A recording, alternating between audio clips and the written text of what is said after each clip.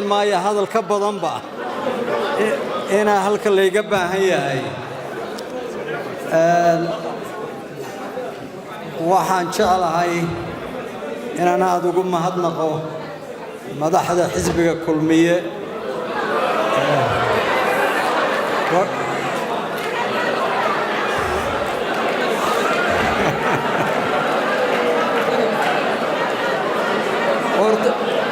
أورت وحيبة كوفي عن تهاي كل مية الشيب أولي هيبة ولي متقين مركا برا اللي عليك هذا أنكو عليو وحنو ما نغيا ماذا حدا حزبك وطني إيو تاغيرياشيسا إن مرتقات كان نكو خاتمان نوفديان مروال بنا إلى أنتي أن وضع هذا الكلق اللي دولة الصومالي الآن حزبك وضعني مدحديسو مروال بتاغيري لقرب تاغنيد وضع هذا الكا إيه هشيسياد اللقلي آديات بيومات سيهين وأهرنا أنني لا وينين وأبالي نوقلنا نمر بحسوسنا وحن رباينا إن مقالة برعو هي مدحدي هي شعب كيدنا وقوم هدنقو برعو ووضنها الصومالي الآن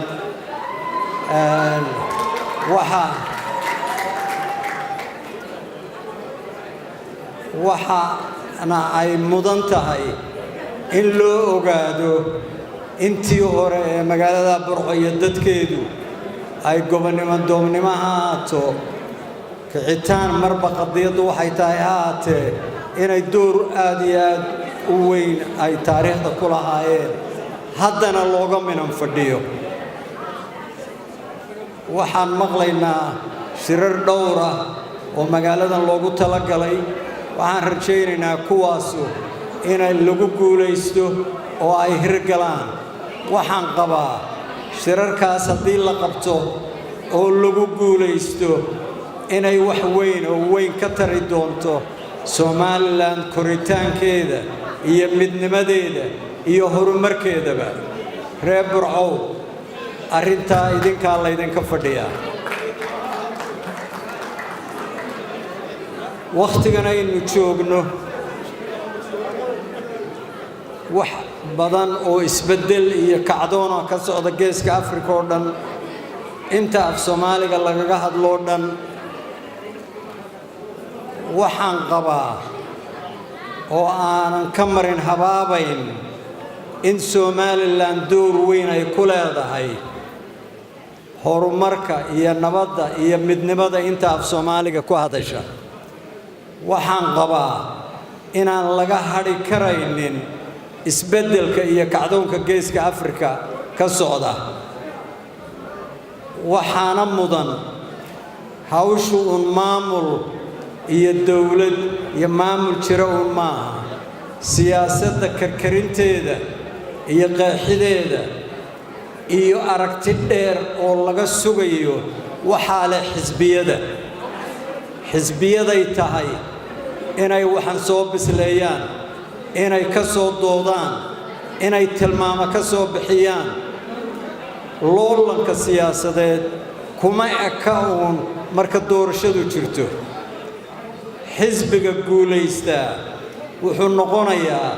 ka intaan looba dhaqaaqin doorasho iyo tartan iyo xifaaltan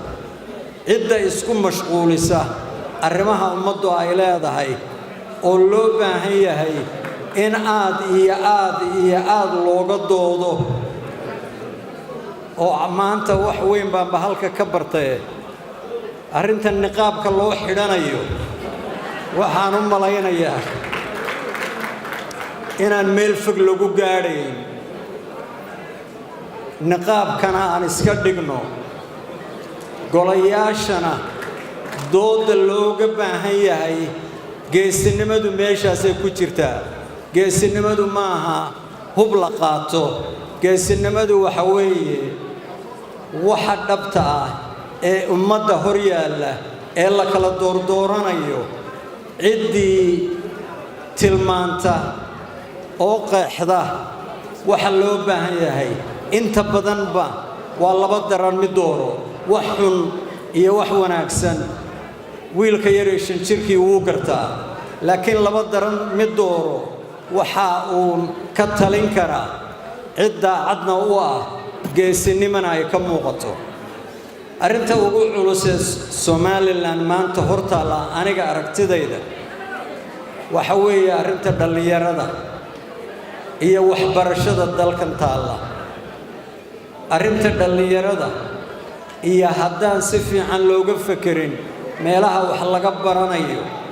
ama iskuulaha ahaadeen ama jaamacadaha ahaadeen haddaan arrimaha laga fiirsan haddaan arrimaha la xidhiidhin maxaa suuqa looga baahan yahay maxaa looga baahan yahay kartida iyo aqoonta looga baahan yahay maxay tahay manhajyada iskuulada iyo jaamacadaha inay axsaabtu ka doodo in arrintaas si fiican looga doodo oo waxa ugu mudan la abbaaro Somaliland kama duwana adduunyanaha waxa ka dhacaya الربيع العربي أما كعدون كده لك عربت كدعي وحا أقوينا دليرة وحبرتي أو أنشغل الله هين وحنا مغليا أو لجوبة فانفانا إلى اللي كنت تضبكون أو أرضي يا جامعة الصوماليلاند كبحة انتبه شغل الله هيا انتبه عليه حرفتي يقونتي لوبانا أو كسوبرتي سكولة يا جامعة wadani hadduu rabo inuu kasbado dadka waqti waa inuu geliyaa khibradii hore aynu lahayna waa in dib loogu noqdaa cid alaala ciddii aynu uga faa'iidaysanayno adduunkana waa in adlub alcilma walow kaana fi siinkii xadiid nabawiga waxaan hadalkayga ku soo koobayaa dhibaatooyin baa Somaliland ka socda maantana waaba maqlayay nin oday ah oo midhayn gudoomiyaha awdal gobolka awdala hadalka uu ku hadlayay hadal la dhayalsan karo maaha kuwa bari ka socda ceergaabo ka socda de waxaan u malaynayaa Soomaalida waxay tidhaahdeen tuke iyo xuusha midba war la weydiiyo waxa la yiri tukow goormaad wax dareenta markaan arko laba qof oo wada hadlaya xuunshana waxay tiri waxaan wax dareemaa marka nabarku ama igu dhaco ama agtayda ku dhaco haddaan la dareemin haddaan garowshiya laga bixin haddaan loo dadaalin dhibaatooyinka la tilmaamayo wala Somaliland meel fog baa laga dooni doonaa